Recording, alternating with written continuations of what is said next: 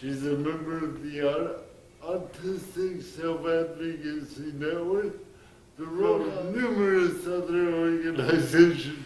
Suffice it to say, she's a very prominent activist in the neurodiversity community. So Emily, thanks for agreeing to be part of this video series. Well, thanks for interviewing me. I'm flattered and honored. Emily, to start off with, many people assume that autism is a disease that needs to be cured. I know one of the basic principles of the Autistic Self-Advocacy Network is autism isn't a deficiency, it's neurodiversity. Some people might say, what do you mean by neurodiversity? Could you talk about that? Sure. Okay, so when I was young and when people didn't know any better, they said that there was this belief, and there still is with some people, that autistic people need to be cured, that we're broken and that we need to be fixed and we're in our own little worlds and all this. And that's actually not true, at least to us. We believe that it's just another way to be. There's a quote on a t-shirt, autism, it's not a processing disorder, it's just a different operating system. And so that's a good way for, that's how I often explain it to my friends, is that it's simply another way of being, another way your brain is wired, so you take in information and process it differently than someone who doesn't see things that way would. So it's, if, like, say you're a Windows and I'm a Mac, and so our brains just simply process things differently. But we still get the same work done. Exactly. We can definitely work together as long as people aren't trying to fix us or cure us. If people appreciate the differences in how we think and can say, hey, you don't need to be fixed, and that's kind of how I came, because for a long time I did think I was broken and such, because I was brought up with my parents and other people constantly trying to figure out what was wrong with me and dragging me from doctor to doctor. And finally I was like, I don't care anymore. I just want to be me and, be the best me I can as I am and not try to fix myself. And because I was like really depressed before that. So that's what I tell people now, that looking at being autistic is something to be cured and something that I was broken with. All it did was make me depressed. But then I started seeing, on the internet, glimmers of, like, I think one of my first exposures to the neurodiversity community was on LiveJournal, and there was a conversation about bullying, and there was someone participating, and they had a picture, an icon next to their picture, and or next to their account name, those things, and it said Autistic Liberation Front, and that kind of appealed to me. So I wrote to her and asked her what the Autistic Liberation Front was. So Emily, let me just pick up on one thing you said. You said your brain works and has a different operating system.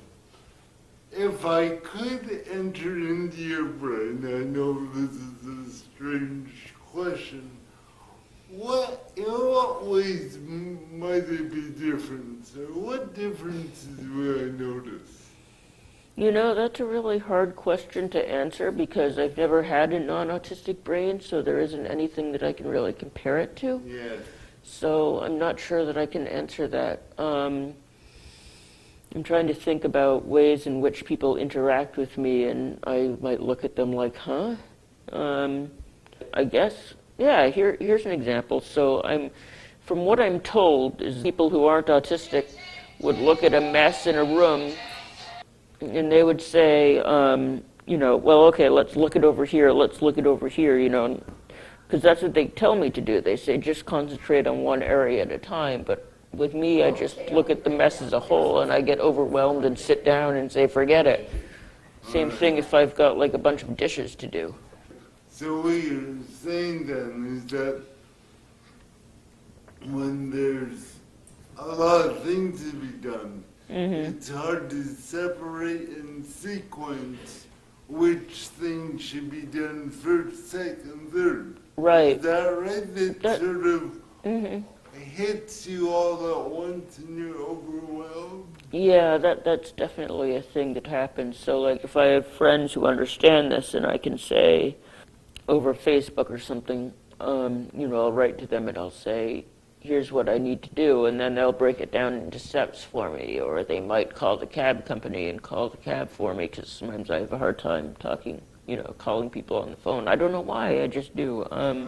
As I said before, a lot of the thinking has been geared towards fixing or working on normalization, making us undistinguishable from our peers, our non-autistic peers. And so that, the assumption there is that we have to be like everybody else, that there's something wrong with the way we are and the way we think.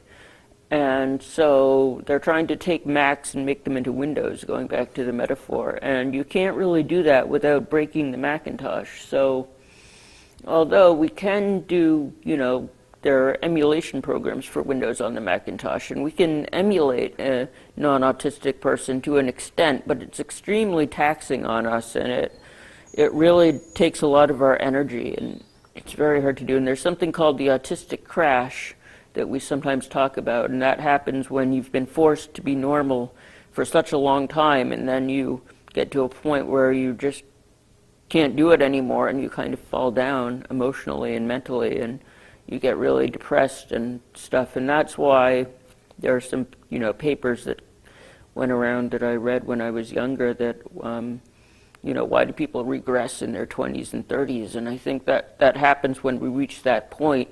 So that's one reason, is that making us normal, trying to make us normal, is actually really, really, really bad for us and painful. And I imagine, if I can interrupt, all that pressure creates more anxiety. Exactly, right. Even more difficult to emulate normal behavior. Exactly, like, I can remember my father and my mother, smacking my hands down when I was stimming. Now, they were doing that because they didn't understand what was wrong, or what, in their perception, what was wrong with me. And I can remember my dad telling me, why are you doing that? You don't want to look, the R word, retarded or anything. So,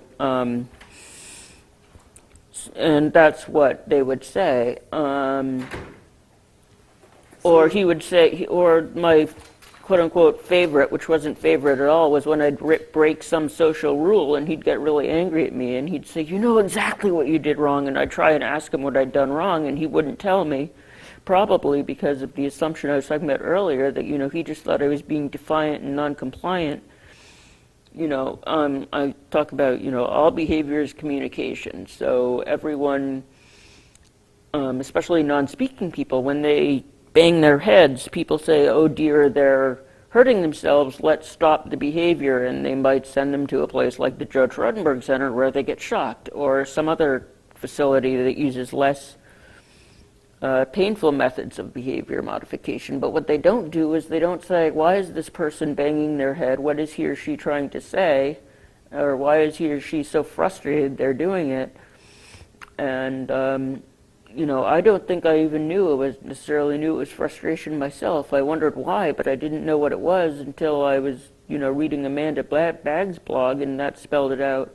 It was, out of sheer frustration. That's why she would do it. So frustration can be a thing, and that resonated with me. Yeah, and from what I know from all of my friends who are autistic, for example, Cal Montgomery says when she bangs her head, that is the way she has it with blows off steam. I know other people who say, I don't want to bang my head, well, my body starts banging it for me. Yeah, that's another. So it can be frustration, it can be relief, it can be involuntary, and to presume that it should be stopped without understanding why is not only dumb, it It's cruel. Yeah, it's, how do you feel if you were trying to, if all behavior is communication, so you take it as communication, right? So if you're trying to have a conversation with me and every time you start to speak to me, I jump on you and knock you to the ground, you're not going to be very happy.